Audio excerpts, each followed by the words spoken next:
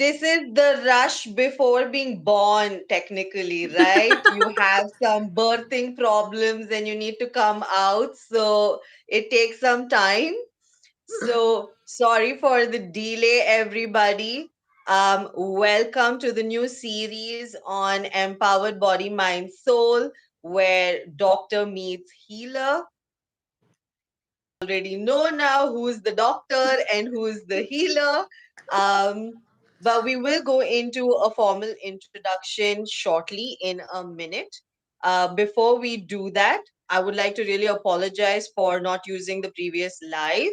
Um, but thank you all for being so patient and kind and switching over the link. And if there are people who you know who wanted to join in, please share the new link with them so that we can all celebrate our lives, our health, our body together on this live together. So, yes, on that note, I see a lot of happy birthdays. Thank you so much.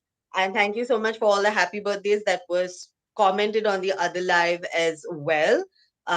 Thank you for the wishes. And on that note, we are going to begin with this live on the topic Doctor Meets Healer. And let's have Harshita share with us the concept of Doctor Meets Healer because she's been wanting to do this since last year. And I put it on hold and pause. It was her idea. So please share the concept, Harshita, and then we'll take it forward from there. Hello, everybody. I'm so excited to see all of you join in. Dr. Meets Healer, like Manali said, is been close to my heart, and I've been waiting for this to actually get formalized and you all see it and witness it from past 2 years. So, Dr. Meets Healer, when it comes in simple term, it basically means that we are getting the scientific knowledge and the metaphysical knowledge together joining hands so that you get a holistic approach towards your health, your body, fitness, diseases. When a holistic approach is there, no aspect is missed out on, and that will cater to each and every person. So that's how Doctor Meets Healer's idea was actually born, and that's how I and Manali, who's my favorite healer, you all know, and all of your favorite healer too, have joined hands together so we can bring the most essential scientific knowledge which you are supposed to know, and the metaphysical knowledge, the spiritual knowledge, the knowledge from the part of spirituality, emotions, which you know, combining it together so that you can understand your own body, your own health. Over to Yes. you, Manali. Introduce yourself, the birthday girl.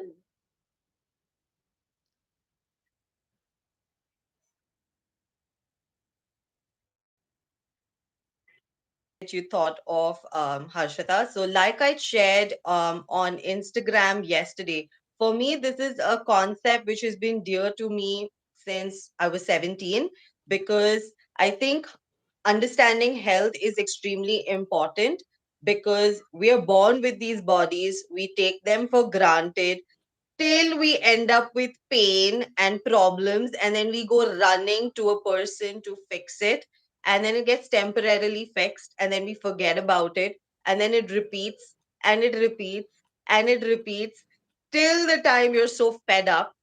That's when you go meet a healer. When you feel that there is no actual solution left, that's when you go and meet a healer. But the actual thing that people need to focus on is combining the knowledge that the doctor shares with you with what a healer shares with you for permanent results in your body and in your mind and eventually in your soul as well. So, we're going to be doing this series for the entire year where we are going to be focusing on different aspects of your health, your well being, and look at it from a scientific point of view. So you understand how can you diagnose it right with the doctor's support by looking at the symptoms, getting your testing done right, and taking whatever precautions necessary for your health from a physical, tangible point of view. And where are your emotions and thoughts triggering it off so that you can have a wholesome body by the end of the year, right? So let's start it off with a quick question. We're being very chatty right now. And before we continue being chatty, in the comments, I would like all of you to quickly share what is the most important aspect about your health for you, and two, where do you struggle the most? Write it in a word or a phrase. So then you can know exactly which aspect of health we're going to be focusing on today. But before that, what is the most important aspect of health for you, and where do you struggle with your health currently? So While they while we're answer, taking a look, while moment, we can see the answers coming up in the chat. Consistency, that's a struggle, or that's what is the most important aspect of health for you? Gut health is challenging to maintain. Consistent well-being, peace of mind, anxiety is what I struggle with. wonderful. I love the range. Keep on sharing, Energy everybody. levels It being will motivate high us as well. is the most important aspect. Energy levels being high.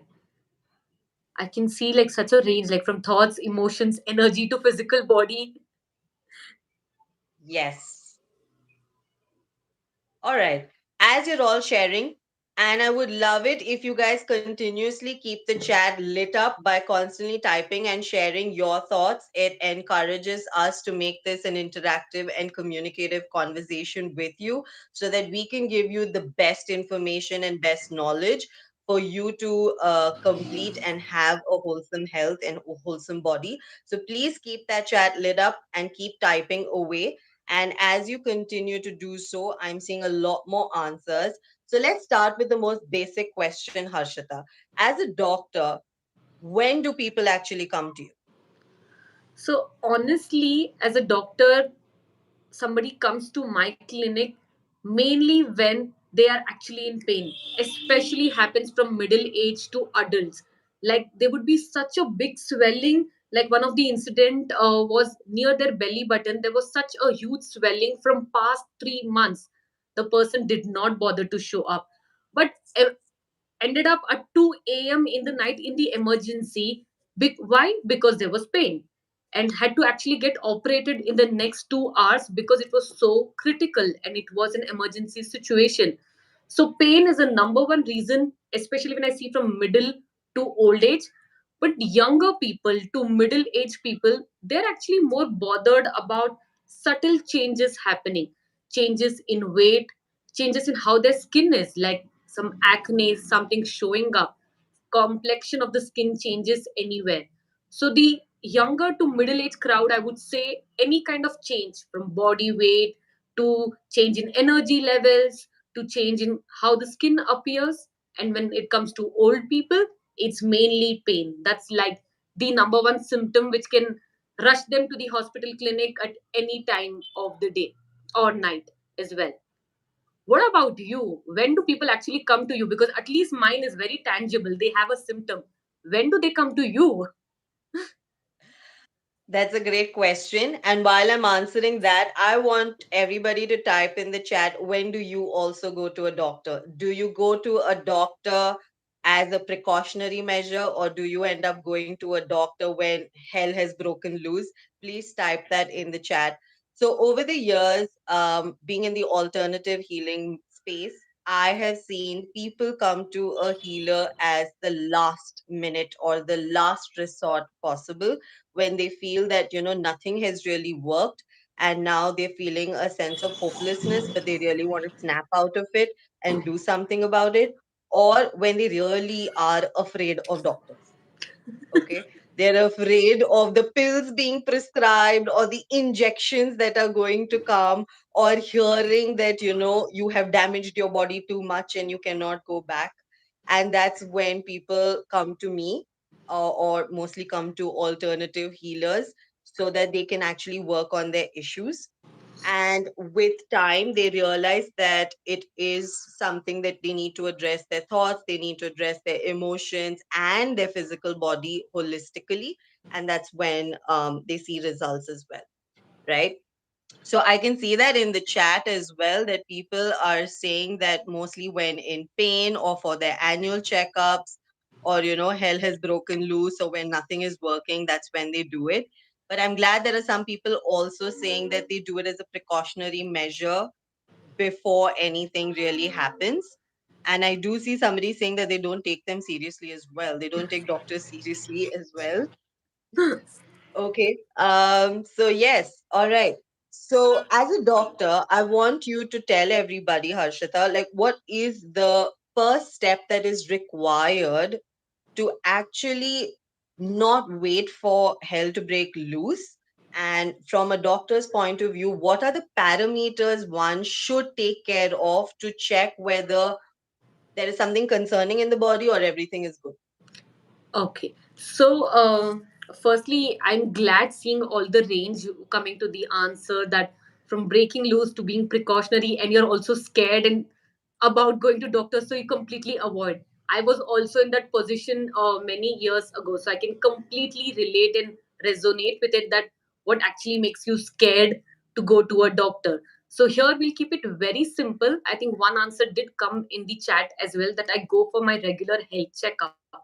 That would I say would be the first step, going for your routine full body health checkup.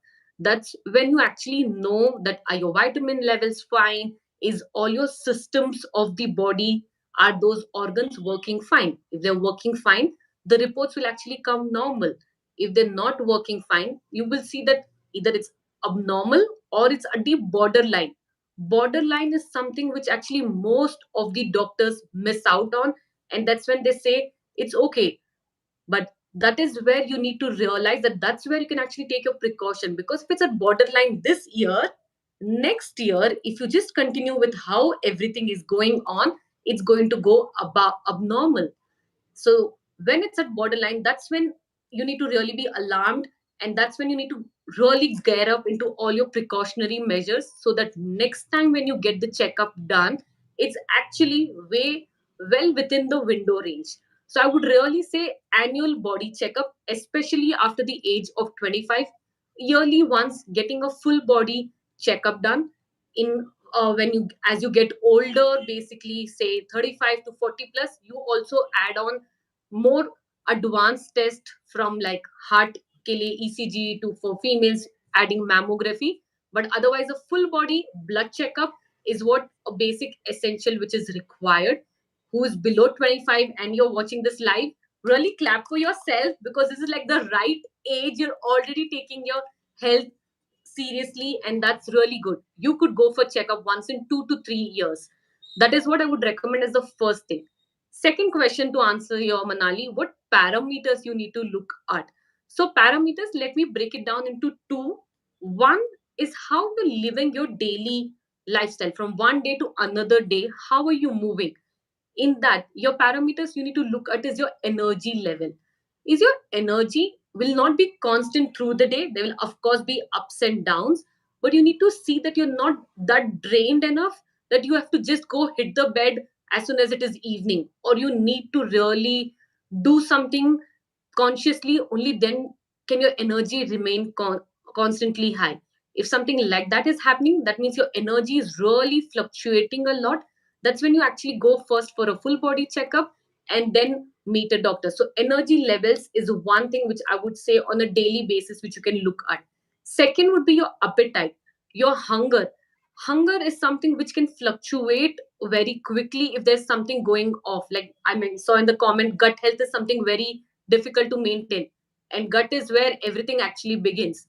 So if your hunger is fluctuating, you've been able to eat and your appetite is all good, but suddenly your hunger is fluctuating and it remains like that for 2 to 3 days, that's also another sign. So these would be the two things I would say on a daily basis, which you can say hunger and basically energy levels, keeping it really simple.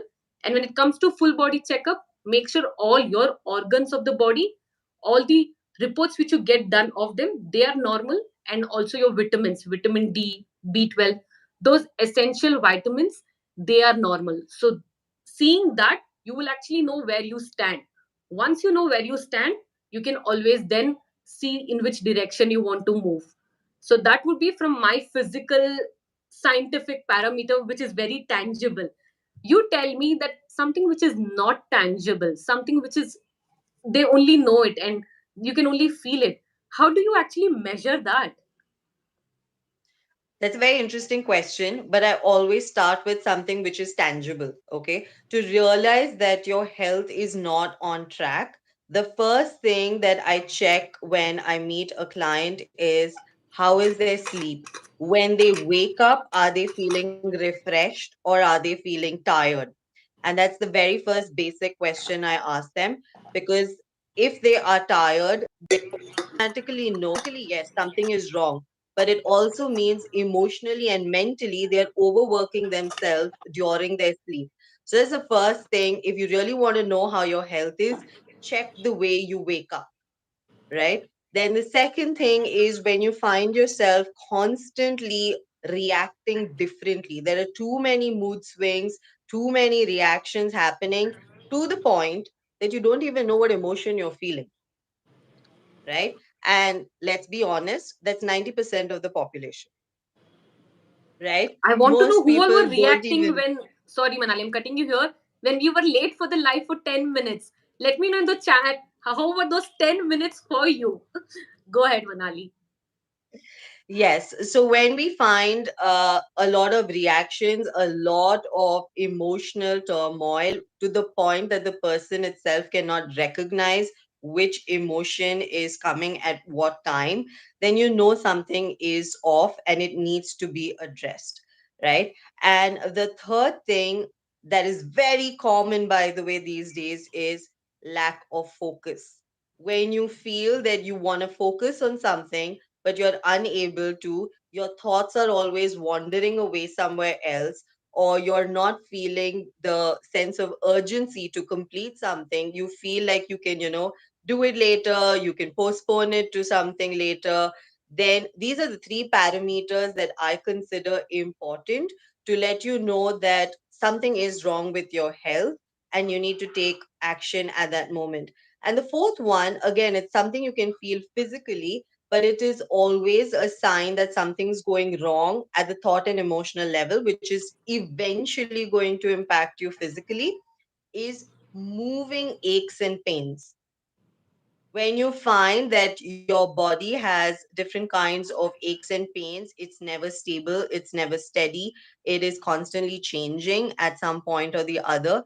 We call those energy blocks, we call those thought blocks, we call those emotional blocks.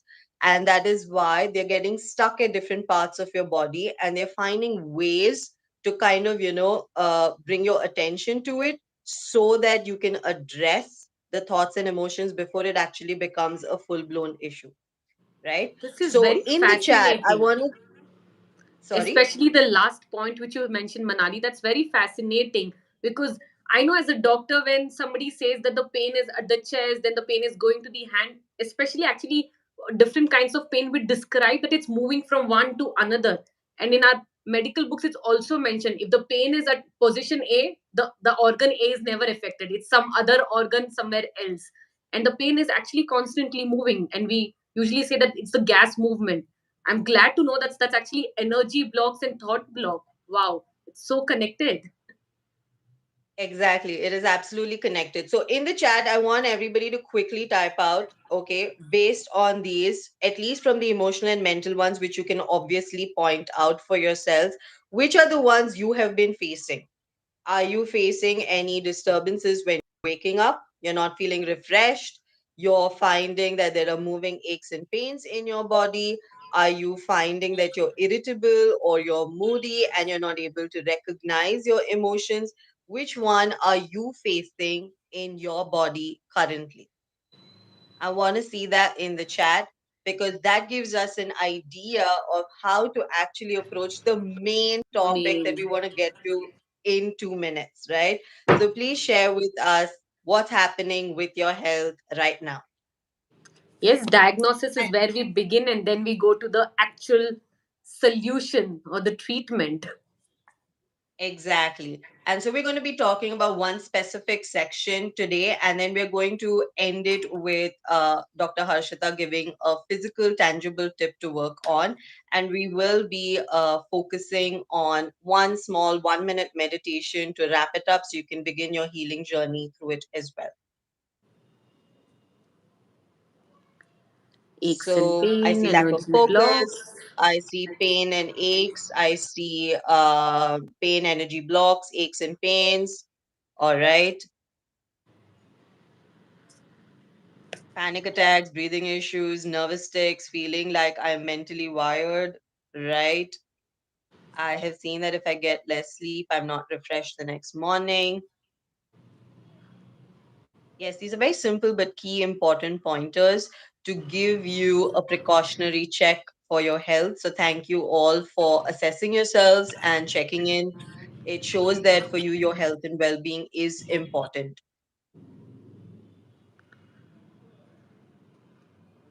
All right.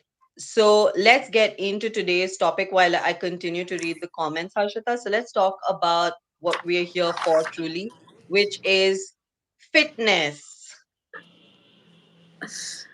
So, when it comes to fitness from physical aspect, one thing which is noticeable and everybody looks at is, if you'd actually meet somebody after a while, the first thing you will comment is like, "Arey moti ho gayi hai. Oh, you've lost weight.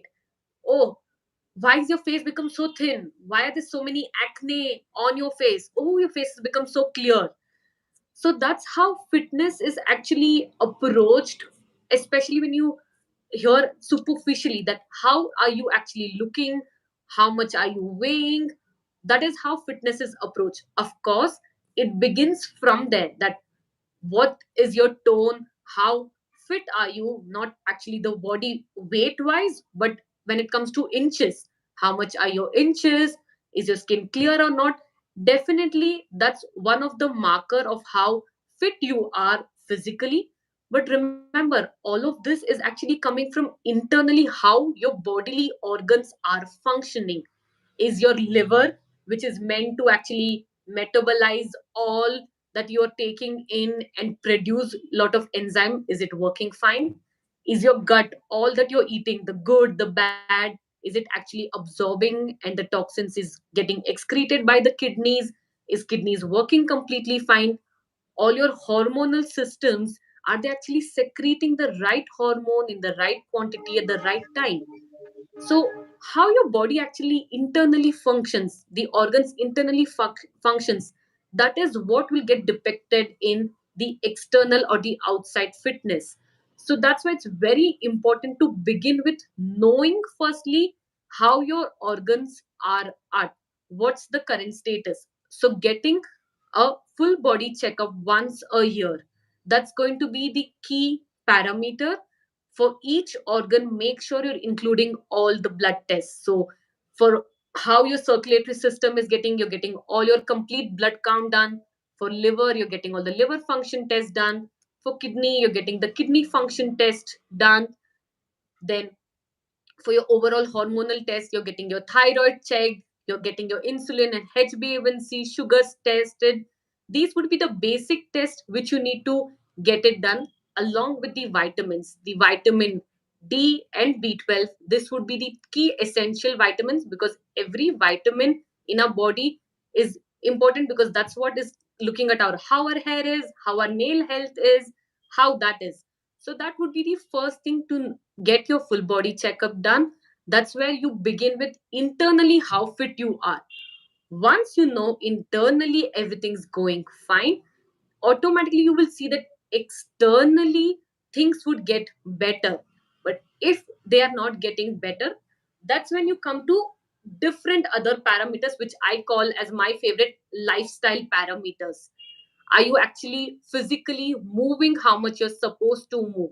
Are you actually hitting the gym or going for a walk or a run, doing swimming, going for a yoga? Are you doing that? Second, are you getting the number of hours your body requires to sleep? For each individual, it can be different. It can range from 4 hours to 12 hours. It can be different at different age you are in, what kind of work you're doing, what season you are in. We all know in winter we like our cozy blankets. Let me know who would like to sleep more in winter. I would want to see that in the chat. So that's how every season it differs how much you want to get sleep. So that would be the second thing, sleep, the number of hours you getting. Third is, I think Manali's favorite too, the amount of water you're drinking. And to that I would also add, in what are you drinking your water? Instead of using a plastic, use a copper or a glass bottle, or even just the normal steel. That would be a better option instead of using plastic. So the amount of water you're drinking. So our pro tip, which Empowered says, if you've been following Empowered from a while, you know for every 20 kgs of body weight, 1 liter of water is what is required. So that would be the third thing which I would say is must. So these would be the three things. I will come to more solutions later. Meanwhile, I want you to pick out of all of this, which I mentioned, one thing which you can start doing from today onwards. That's great. That's great. Thanks for sharing that. I think everybody's heard these things from a doctor, right? It's not something new that you're sharing, but it's important to re emphasize it and really consider it of value, because when we do not and we take it for granted, we're taking our body and our health for granted. And that's when things backfire later. And then we sit with regret, guilt, upset, disappointment, hurt, and all of that, right?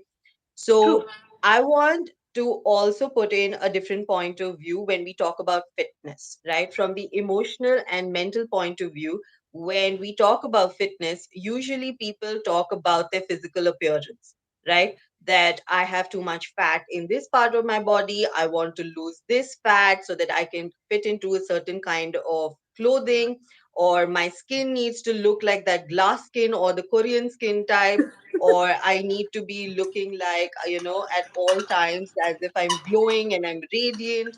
But there are things which are internally upsetting us, thought wise and emotionally, which affect our body as well, right?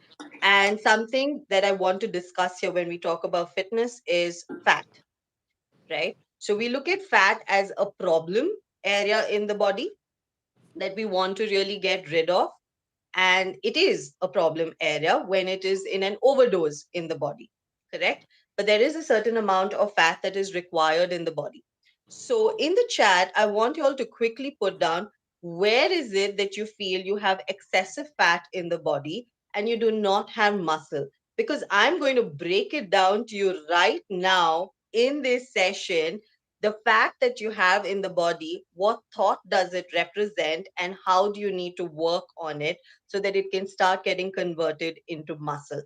So quickly share in the chat, where is it that you have fat in the body, right? Most people will say it's my belly area, or it's my thighs, or it is my upper arms, or some people will say like bum area. Let me not go back into the example that I usually give about it. Some people always focus on the back area. So, which area do you feel appearance wise there is fat and it is not toned, it is not feeling healthy, it is not feeling firm and fit to you, right? So, fat actually represents, if you would look at it from the animal kingdom point of view, right? During the winter season, a lot of animals, when they're going to go into hibernation, they stock up on food in their body so that they have the fat which is to protect them. It's a survival mechanism. The same logic applies to humans, but slightly differently, right?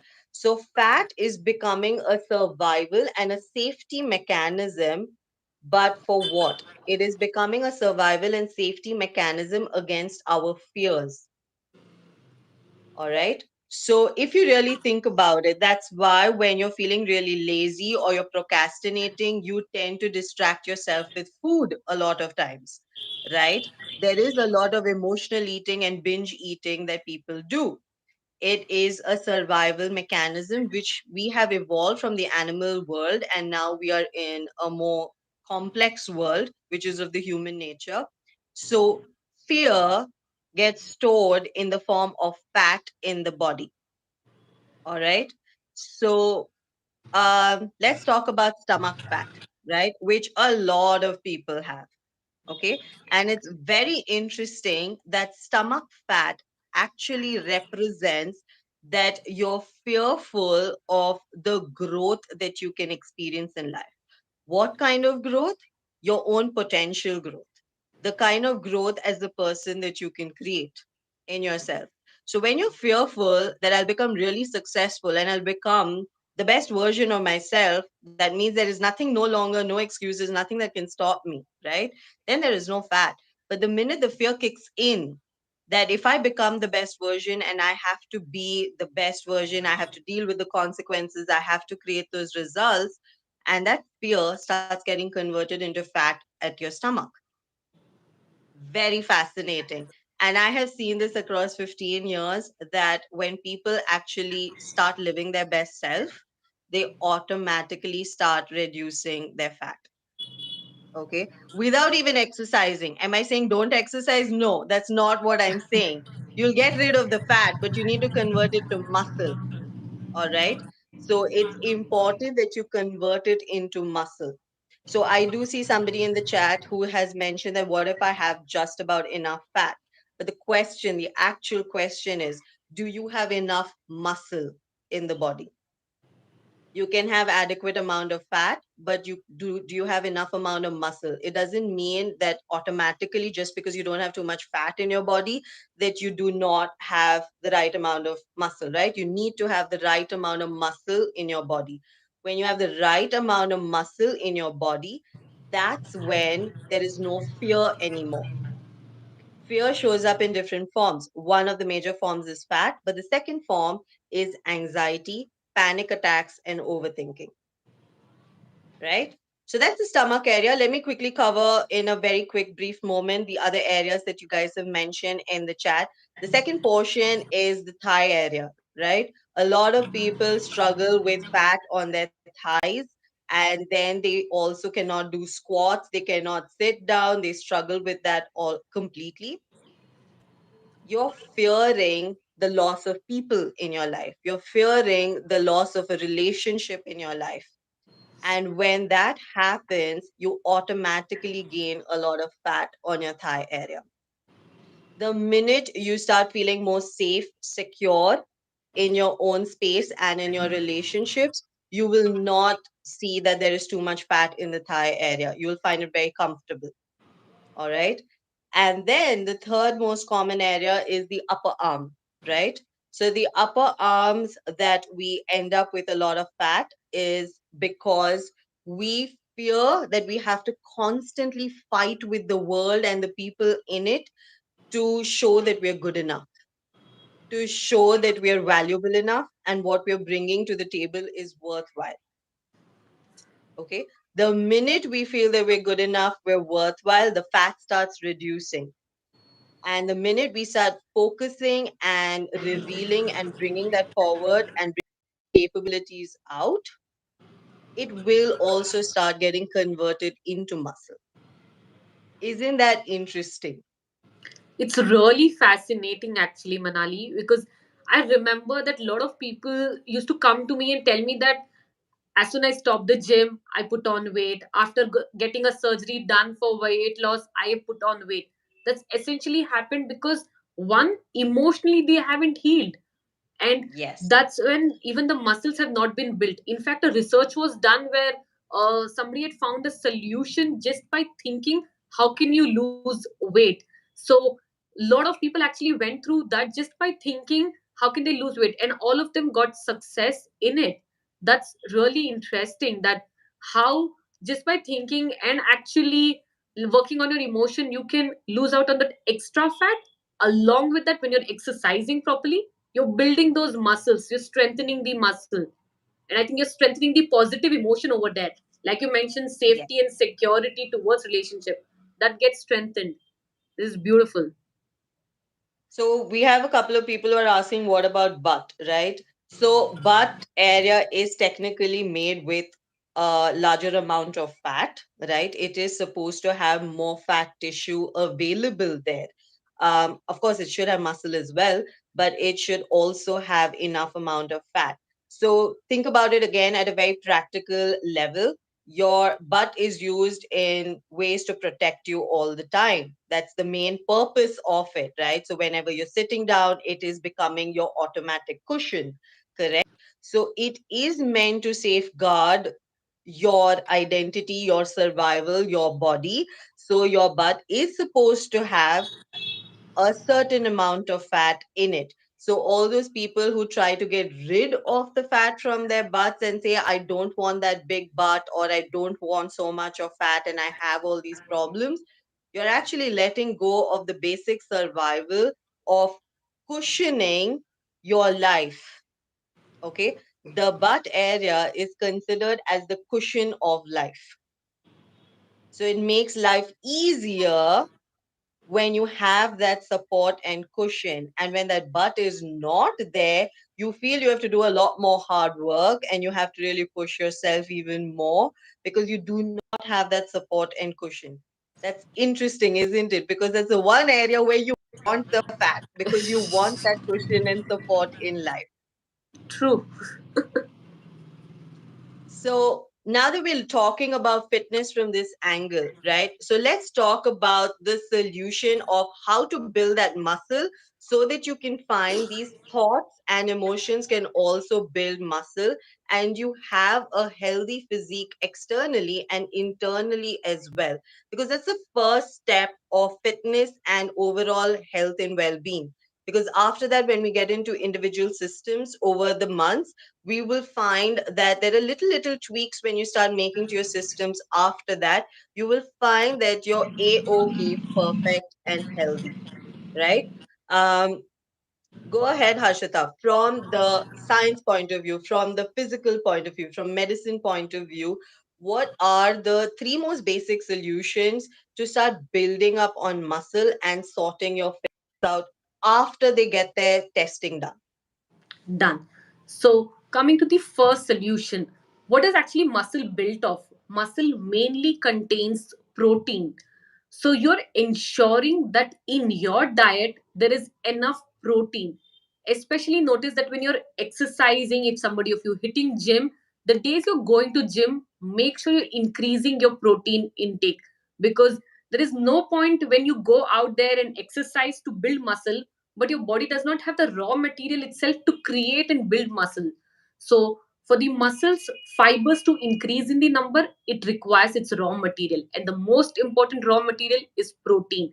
So ensure in your diet you're having adequate amount of protein. And when I also say adequate amount of protein, it's very important that the protein which you're having is complete protein. So protein needs to be actually combined with a carbohydrate. That is when it actually becomes a complete protein and can be absorbed as well. So usually combination of 2 3 different types of protein rich food is what makes it combined food.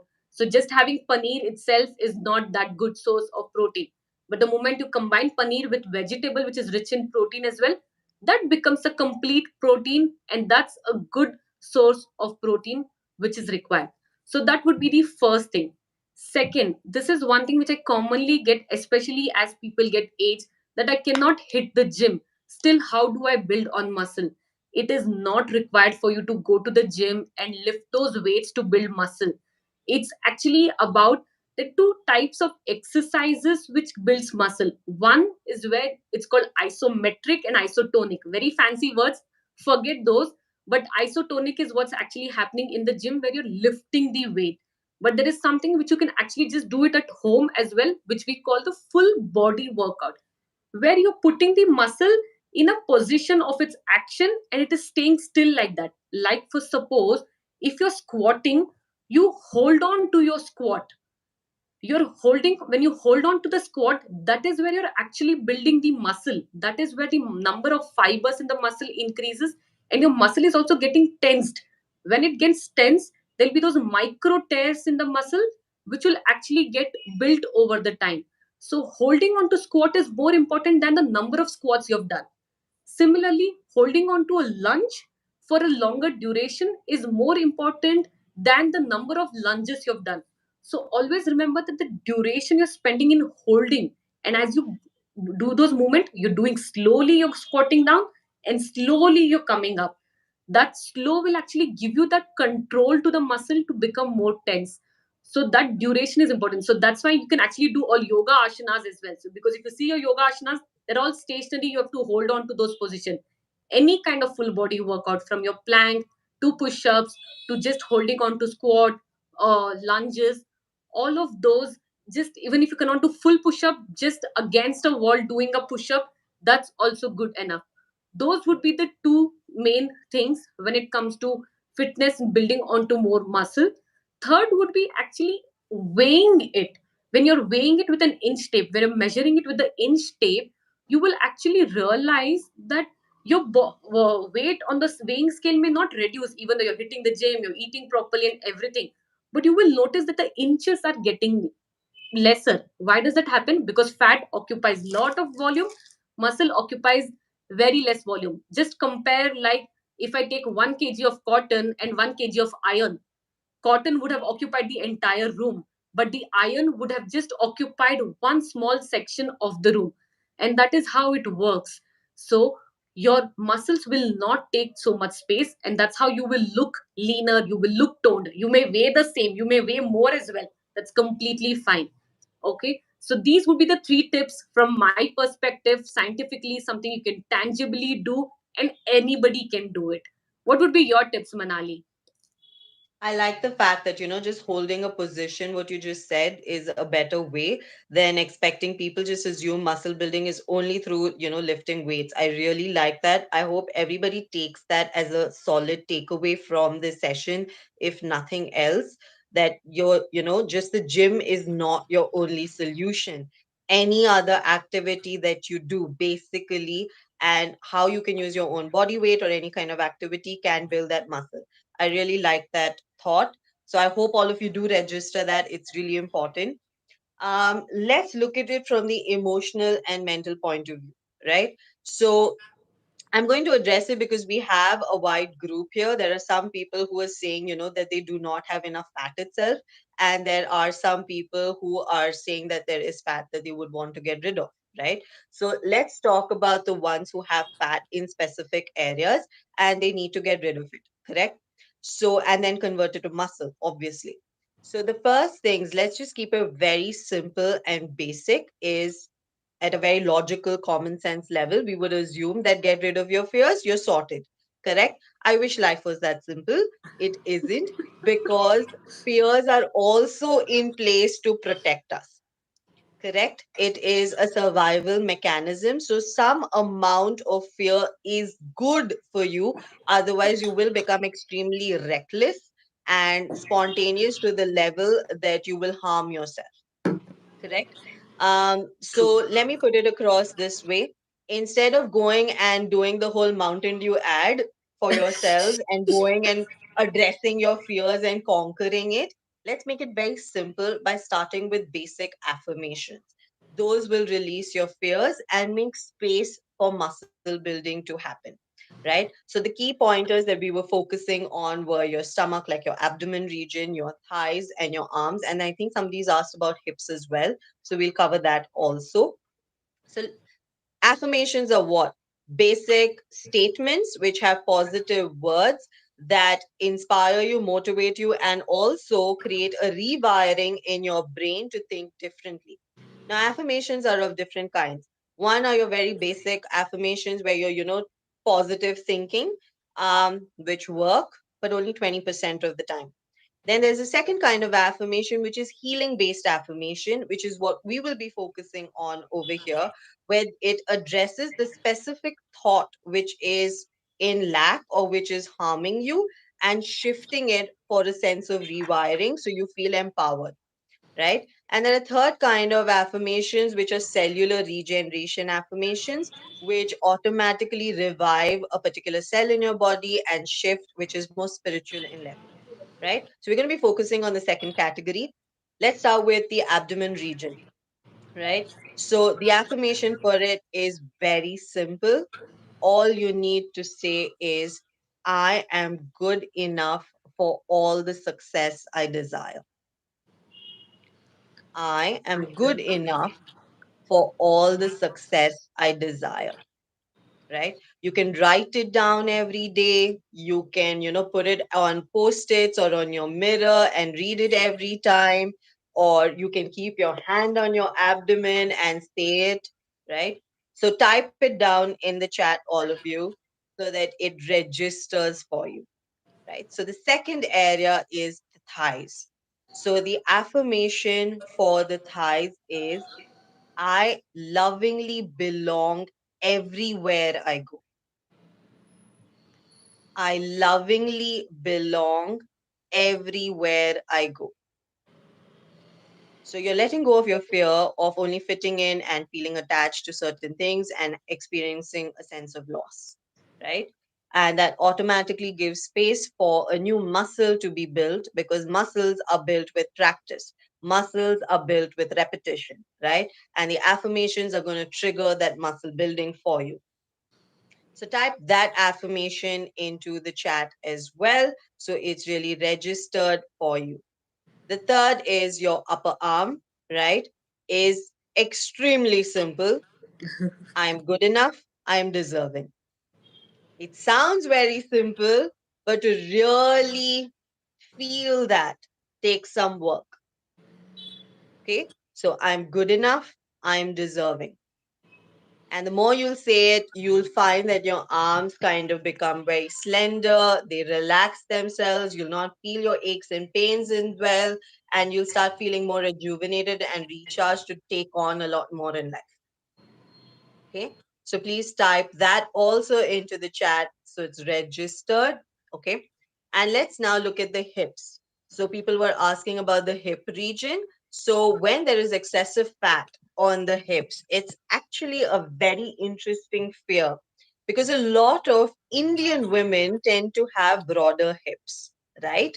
And it's usually more fat based than muscle based. So, and it's very interesting because the experiences they are having in life is very opposite. Um, Hips represent our sense of freedom. And so when there is fat accumulated there, we fear that our freedom is being taken away from us and we, can't be free, carefree in life. Okay. And you'll find if I talk to any Indian woman about it who has broader hips, they'll be like, my freedom has been taken away from me. I am stuck with a lot of duties and responsibilities, so I do not have my freedom. All right. But they themselves gave away their freedom and now they don't know how to take it back. And that's why it's getting converted into fat on the hips. All right. So the simple and very clean affirmation for it is I choose to be free. It's that simple. I choose to be free. So the more you say these statements, you will find that your body shape and structure will change. So a lot of people come and tell me that, Manali, you have a pretty like standard body type across the years. Your body range has not really changed. You're pretty much the same size. Everything has pretty much remained the same. It's because I follow these affirmations. I am not heavy on workouts. I am heavy on emotional and mental workouts to stay fit for myself. Does it mean I don't work out? Yes, I do, just not as regularly as everybody would assume to. So just doing these affirmations will start reducing these fears and you will start the muscle building process. And to that, combine the physical aspect that Dr. Harshita has shared.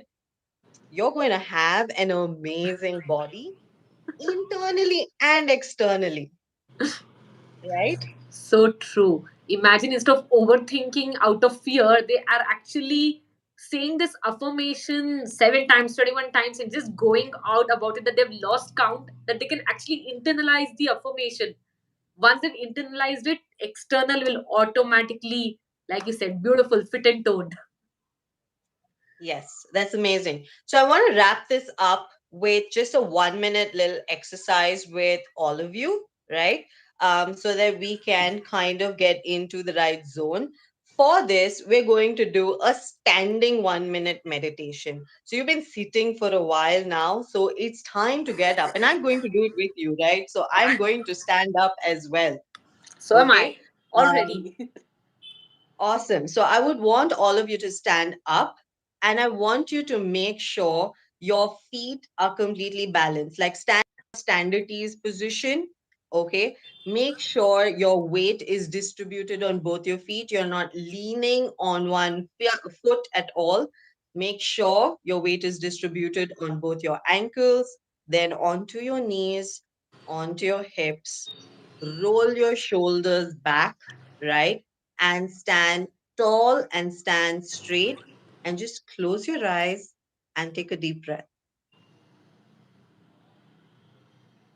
Just focus on your breath and how easily and naturally your breath is going in and out. That's how easy and natural your life is meant to be. So don't complicate it. Just take nice, fresh, deep breaths. And as you're focusing on your breath, I want you to bring your focus onto your chest area first. And as you bring your focus onto your chest area, I want you to fill it with a beautiful pink, baby pink color in it. Like a very soft, gentle baby pink, nude pink, light blush pink color in your chest area. And as you do so, take one more deep breath and feel your chest expand with the love and attention of this baby pink color. Now bring your entire focus onto your abdomen and again imagine, visualize, and feel a beautiful baby pink spreading through that portion of your body. And as it does, imagine your abdomen getting sucked in and becoming tight and firm. Take one more deep breath. Make sure you're still balanced on both your feet and shift your focus onto your thighs. And let's start with the right thigh first. Imagine, visualize that there is a white color light going into your thigh.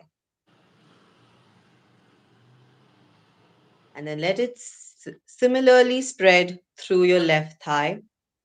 A beautiful white light, serene and calm, just like a full moon night.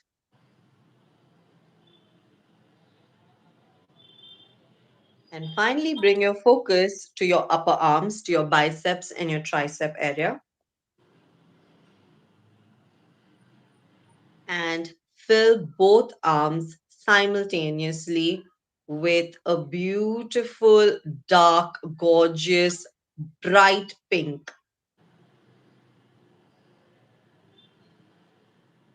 And let it spread and let it be fluid through your arms.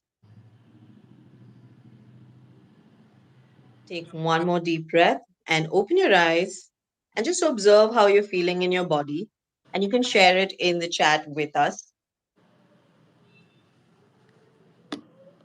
And thank you for doing this activity with us. I hope you were just not sitting and staring at our faces, but you were doing it together because this is meant for you.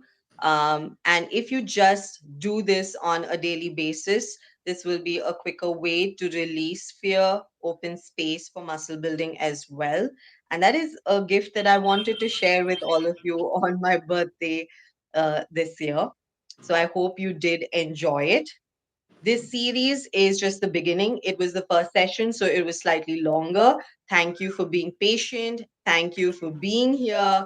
Thank you for taking your time out on your precious Sunday and making time for this. So, thank you so much. And I love that a couple of you are saying you're feeling relaxed and refreshed. You're feeling light. That's amazing. That's how your body is meant to feel on a daily basis. So please make this as a part of your routine.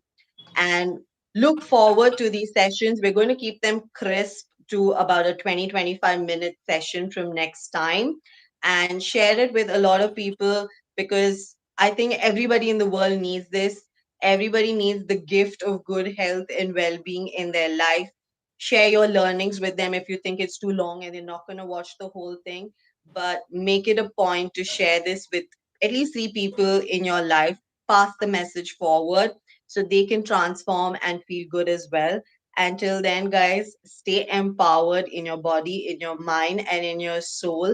And we shall meet you next month soon. And look out for the details.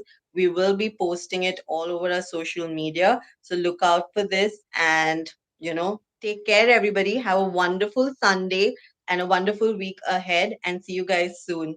Bye, everybody. Bye bye. Stay fit, stay empowered. Do subscribe to our channel so you're notified.